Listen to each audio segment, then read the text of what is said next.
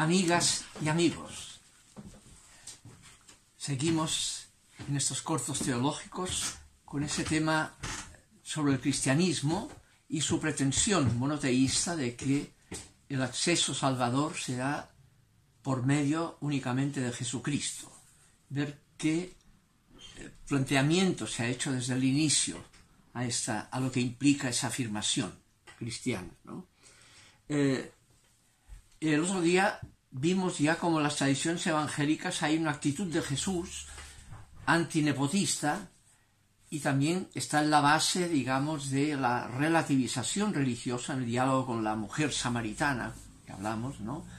De que Dios es espíritu y quiere adoradores en espíritu de verdad, y por lo tanto dice no se puede absolutizar ni Samaria ni Jerusalén, ¿ya? Hay un tema ya de relativización de cierta forma de entender el absolutismo religioso, hay en las tradiciones sobre Jesús, ¿no?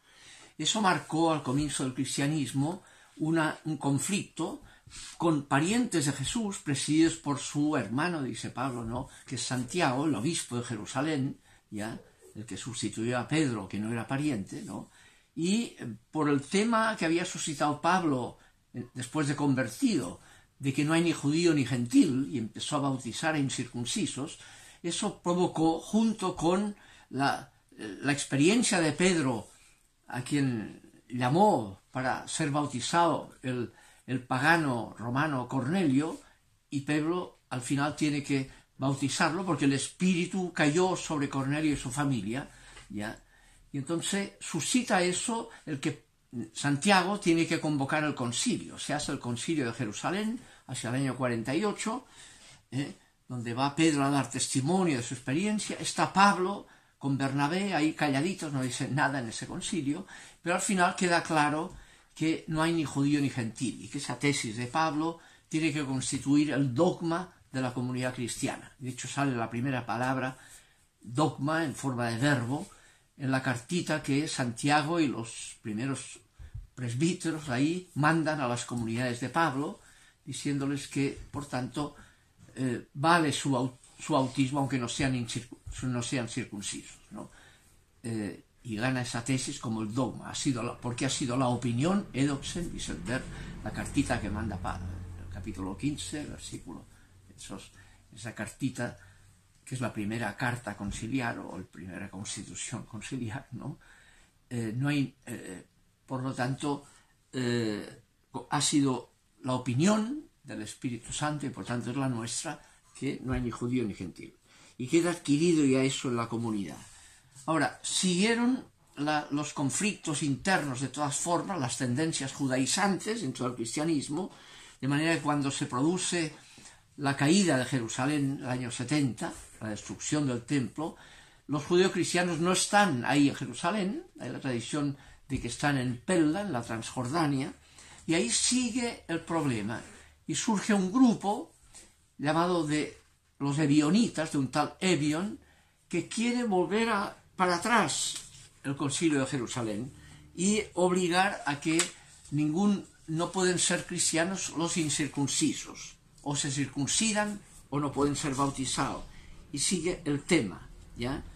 Además, estos ebionitas niegan que Jesús sea Dios, ese tema ya adquirido al comienzo, ¿no?, con conflicto, ¿no? ¿Cómo un hombre puede ser Dios? No, Jesús no es Dios, es un profeta último cristiano, pero no es Dios, ¿no? Y por otro lado, el tema de que tienen los gentiles tienen que cumplir con la Torá si quieren ser bautizados. Es el tema de los ebionitas. Eso seguirá hasta el año 90 o 100, ¿no?, en que el tribunal judío, ya una vez más allá de la destrucción del templo de Jerusalén, gracias a el grupo de rabinos que con Yohanan ben Zakkai lograron zafarse de la caída de Jerusalén, con toda la masada, la destrucción, la masacre con que terminó la primera guerra judía contra Roma, ese grupo con Yohanan ben Zakkai en Yavne logran establecerse y ahí llega un momento que elaboran la Mishnah canónica, Yavne, y además aprovecha esa reunión de los rabinos para expulsar de la sinagoga a los judíos que querían mantener la herejía cristiana, ¿ya?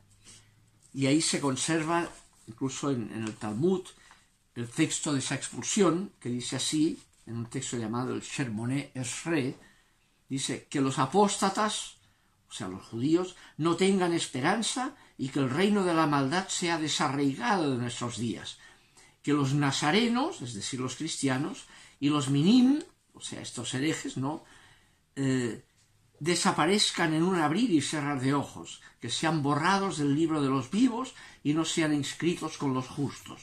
Bendito seas tú, Adonai, que abates a los orgullosos. Y ahí, en Yavne, ya quedan expulsados con las maldiciones contra estos minim y nazareos, ¿no?, expulsados de la sinagoga, ¿ya? Esa expulsión marcará, como vimos, las tradiciones del Evangelio de Juan, que ya los judíos son los que nos han expulsado de la sinagoga, por eso es tan antijudío el Evangelio de Juan, ¿ya?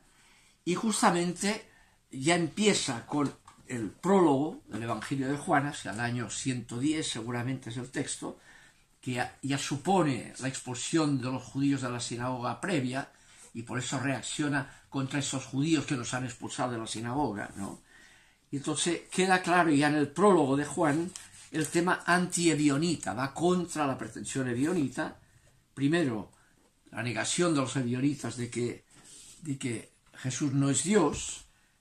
Queda ahí el famoso inicio del prólogo, ¿no?, en que el verbo de Dios se hizo carne y habitó entre nosotros y hemos visto su gloria, el versículo 14 del primer capítulo de Juan, ¿no? Hemos visto su gloria, el verbo se ha hecho carne y hemos visto su gloria, cabot, en esa visibilidad de la carne de Jesús, ¿no? Y el otro tema, ebionita, de que tienen todos que cumplir la Torá, termina en el versículo 17 en adelante, dice, porque la ley nos ha sido dada por Moisés, pero la gracia verdadera nos ha sido dada por Jesucristo, o sea, acontecido, usa el verbo egéneto, el mismo que emplea para decir el verbo se ha hecho carne, sarx egéneto, lo emplea aquí, porque dice, de su plenitud, todos hemos recibido la gracia en lugar de la gracia, harin antiharitos, ¿no? Y entonces concreta, porque la gracia que nos ha sido dada por la Torá de Moisés ha sido sustituida, nos ha sido dada en lugar de esa gracia, antiharitos, nos ha sido dada la gracia verdadera por Jesucristo, por esa carne, por ese verbo que ha acontecido como carne, sars egéneto, nos ha sido la gracia también. Hay un tema ahí que alude, evidentemente, a la carta contra el tema ebionita, ¿ya? Que era una judaización, quería mantener la judaización del cristianismo. No, queda desjudaizado, no hay ni judío ni gentil. Se retoma el significado del Concilio de Jerusalén y se amplía. Dirá incluso, hemos visto una luz, en el prólogo, ¿no?, el versículo 9, que ilumina a todo hombre, no solo a judíos, a todo hombre. Entonces dirá, de su plenitud hemos recibido todos y todas, ¿no? Hay una universalización, obviamente, ya en ese tema. Está adquirido el Jesucristo Salvador universal, está adquirido aquí. Ahora, siguiendo esto, ya a fines del siglo II, sigue el tema en lo que se llaman los apologistas. Es la época de la persecución más fuerte del periodo del emperador Decio y después Diocleciano, que son las persecuciones más fuertes después de la de Nerón, pero más fuertes todavía que la de Nerón. Y entonces ahí surgen apologistas, gente que quiere mostrar que el cristianismo es razonable, que lo están persiguiendo injustamente. Y ahí surge un nacido en Samaria, pero que después se trasladó a Roma, que es Justino, un filósofo, un hombre de razón, ¿no? Y ahí le dedica a los mismos emperadores, Marco Aurelio y su hermano, el emperador Lucio Vero, Antoninos, les dedica la apología. 2 apologías tiene. En la primera apología, fíjense lo que dice Justino, en esa primera apología.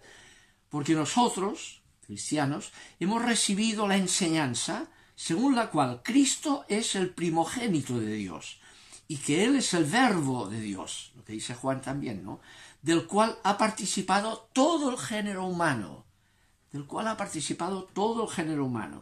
De tal forma, quienes han vivido conforme al verbo son cristianos, aun cuando se los haya considerado como ateos, tal como ocurrió con Sócrates y Heráclito, o de manera semejante con otros. Y por tanto dice, los que han vivido según el verbo, lo razonable, son cristianos, aunque hayan sido ateos, como ocurrió con Sócrates y Heráclito, en la primera apología.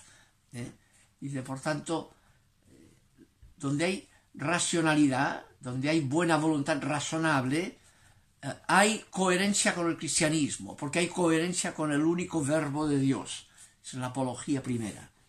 Y en la segunda apología, más tarde, dirigida al otro Antonino, a Antonino Vero, les dirá, todas las cosas buenas que dicen los filósofos paganos nos pertenecen a nosotros también, a los cristianos, puesto que nosotros adoramos y amamos, después de a Dios, al Verbo, el cual procede del mismo Dios ingénito e inefable. Los escritores paganos sólo pudieron captar de manera oscura aquella realidad del Dios gracias a la semilla del Verbo que les era inherente. Pero una cosa es tener la semilla o la imitación de algo dado según las propias posibilidades, y otra muy diferente, poseer el don de la participación y la semejanza de la misma realidad de que se participa según la gracia que procede también de él. Y aquí invierte, y los cristianos tienen la plenitud del verbo de Dios, de la cual los paganos participan como semilla del verbo, ¿no? Hace lo mismo, ¿no? Hay semilla del verbo en toda racionalidad honesta, pero la plenitud que se da en el cristianismo, donde el verbo mismo se hizo carne, digamos, esa plenitud, de ella participan los no cristianos razonables, ¿no? Hay un tema ya de diálogo entre la pretensión cristiana de tener la plenitud del verbo de Dios, pero en diálogo con los que tienen semillas del verbo. La teología que en la actualidad será importante en el diálogo interreligioso, ¿no? Bien, eso mismo lo tiene en otro diálogo también, un diálogo con un judío, Trifón, que también trata de hacer esa lectura superando la tendencia narcisista que puede haber en el judaísmo de pretender que Dios ha elegido una raza, la judía, más que a otras, ¿no? Ese debate está ya en Justino en forma muy fuerte, ¿no? Después de Justino, otro personaje que es quizá el más grande apologista cristiano es Orígenes, que es del siglo ya acabado del siglo II y III, ¿no? Muere en el año 253, en Alejandría, y elabora una apología también, que llama el discurso verdadero, contra Celso, un personaje del cual no tenemos escritos de él, sino que se conoce a Celso por lo que le imputa, o para defenderse de él, Orígenes en su obra conocida como Contra Celso o el discurso verdadero. Son 3 elementos los que decía Celso en crítica al cristianismo, ¿no? Y que entra en diálogo con él, apologético Orígenes.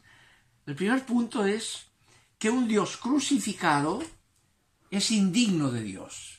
Celso le dice, a Dios no se le puede atribuir algo indigno, como es que Dios fue crucificado, murió crucificado.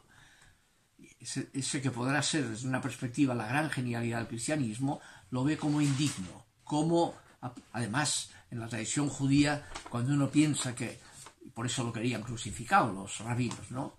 Para decir, eso es tan indigno que no puede ser Dios, no puede ser el Mesías, porque maldito de Dios, el que cuelga del madero es maldito de Dios, ¿no? Primer punto, un Dios crucificado no puede ser Dios, es indigno de Dios.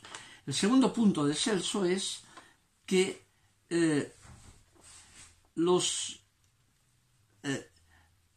no hay, son antropocentrismos los acontecimientos del mundo. El tema es bien interesante hoy día porque él dice, no puede ser que todo lo que ocurre en el mundo y Dios ha hecho haya sido por el ser humano, antropocéntrico, ¿ya? Sino que el mundo es autónomo, por tanto el mundo funciona por sus ventajas y sus realidades propias, no en función del ser humano. Dios no ha creado el mundo para el ser humano. Ese es un tema importante, ¿no? También una especie de narcisismo humanista que explica que todo lo que ocurre en el mundo es para esa especie de elemento, la ve ya como críticamente Celso. Y lo tercero, la pretensión de que solo la salvación sea para los creyentes, siendo que Dios es Padre de todos. ¿Cómo van a salvarse solo creyentes si Dios es Padre de todos, sean creyentes o no? Ese tercer elemento. Orígenes también dialoga con esos tres elementos, pero quedan ya planteados y seguirán hasta hoy día esos tres objeciones a cierta forma de entender el cristianismo, que ya lo hacía Celso. Después de Orígenes viene ya Tertuliano. Tiene una obra llamada el Apologeticum, murió mártir también Tertuliano, en la persecución de Decio, y el Apologético de Tertuliano tiene cosas notables, dice lo siguiente, porque es defensa, Tertuliano defiende la libertad religiosa. Dice en el Apologeticum, por ejemplo, nosotros somos los únicos a quienes no les es concedido el derecho de tener la religión propia. El imperio apoya a todas las religiones y a nosotros no, nos persigue. Se considera que ofendemos con ella a los romanos, mientras no se nos considera como romanos por no honrar a los dioses de Roma, puesto que nuestro Dios es el de todos los hombres, a quien todos, quieran o no, pertenecen. Por el contrario, a ustedes les está permitido adorarlo todo, menos al Dios verdadero, le dice Tertuliano, ¿no? Y luego, refiriéndose a la persecución de Nerón contra los cristianos, dice lo siguiente en el Apologeticum: es un honor para nosotros el que haya sido precisamente Nerón nuestro primer perseguidor, puesto que todo aquel que lo haya conocido a Nerón comprende que por el solo hecho de que un tal monstruo condenara algo, ello no podía ser sino sumamente noble. Qué bueno que nos persiga Nerón, lo cual muestra que valemos por la monstruosidad de Nerón. Y además dirá después también, al final, cuanta más cosecha hacéis de nosotros, más numerosos nos hacemos, puesto que la sangre derramada se transforma en semilla de nuevos cristianos, ¿no? En ese contexto es que Tertuliano dirá que la famosa frase de que yo creo porque es absurdo, es decir, como una especie de frase rabiosa, enrabiada, ¿no? Ya nos persiguen de esta manera, pues yo creo más cuanto más absurdo vean que es nuestra fe. Al revés, porque es más genial, por eso creo, ¿no? Creo porque es absurdo. Dicho esto, esto suscitará toda una persecución hasta que al final, el año 314, Constantino verá que han sido demasiado brutos en esa persecución y emitirá el famoso decreto, el año 314, el decreto de tolerancia. De ahora en adelante a nadie se lo va a perseguir por razones de su religión. Y emitió el decreto de tolerancia. Pero después de ese decreto de tolerancia, más tarde, en el decreto de Teodosio, el año 380, emitirá un decreto no solo de tolerancia, sino en que convierte al cristianismo en la religión oficial del Imperio Romano, el decreto de Tesalónica del año 380. Y es frente a ese decreto que en una reunión del Senado presidida por el mismo Teodosio, el año 384, el gobernador de Roma, Símaco, dirá una cosa notable, que hace lo mismo que hacía Tertuliano pidiendo libertad religiosa a los cristianos, hace lo mismo pidiendo libertad religiosa a lo que ahora son las religiones romanas perseguidas con el decreto de Teodosio de solo apoyar al cristianismo. Y Símaco dice aquella famosa expresión notable, defendiendo la libertad religiosa de tener religiones romanas que no sean la cristiana, dice: es justo que se considere como único a aquel Dios a quien todos dan culto. Contemplamos los mismos astros, el cielo nos es común, nos rodea el mismo mundo. ¿Qué importancia tiene, pues, la manera como cada cual busque la verdad? No es posible que a un tan gran misterio de Dios se llegue por un solo camino. Y apela al pluralismo religioso, la libertad religiosa, contra el absolutismo religioso que tendía a ser el decreto de Tesalónica al convertir el cristianismo en la única religión oficial del Imperio Romano. Quedará de esta manera ya, a partir del 380, vuelto a plantear el tema si es o no razonable pretender que sólo el cristianismo es religión verdadera y legitimando la persecución de las demás religiones con el decreto de Tesalónica. Seguiremos con esto que ocurrió después de esto en la Edad Media.